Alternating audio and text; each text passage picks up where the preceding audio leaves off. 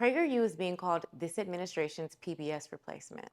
But watch how these animated lessons justify harm to Native Americans, downplay the horrors of slavery, and radicalize protesters. And the native people were far from peaceful. But you just said the Taino were peaceful. They pretty much are.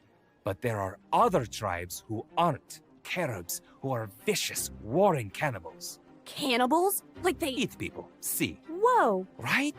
Hey, all the things that are bad in the world I come from, jealousy, lying, murder, war, it all exists in the land I just found too.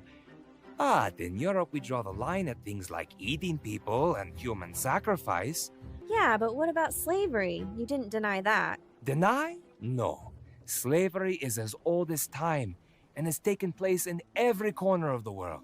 Being taken as a slave is better than being killed, no? Columbus emphasizes cannibalism and human sacrifice and says the choice is between slavery or death. Notice what's missing? Freedom.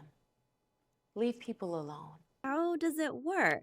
Most wretchedly, people who've been forced into slavery by tribes in Africa are then sold to merchants from Great Britain and other countries. William Wilberforce says Africans sold Africans. True, but here it's used as a deflection, shifting blame. Wording matters. And I hate slavery too, but it's been a reality everywhere in the world. And even now in 1910, it's still happening in other countries. Despite our nation not always living up to our declaration that all men are created equal, I am still so proud and thankful to be an American. Even though you were a slave? Exactly, because I was, and not anymore.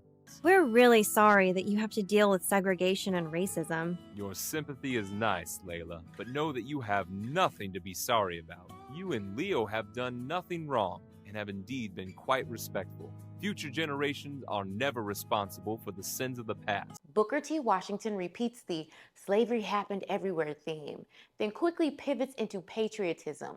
The critique vanishes into pride. Why is everyone so angry?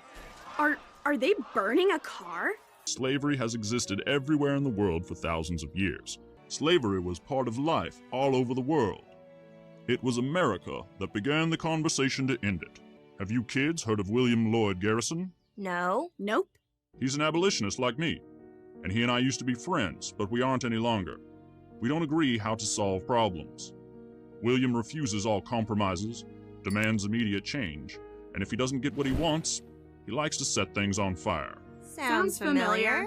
Sounds like you know the type.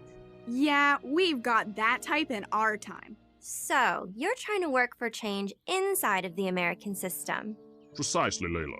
Our system is wonderful. And people like Garrison don't just want slavery abolished, but the whole American system? That seems silly. Well, your way is definitely better.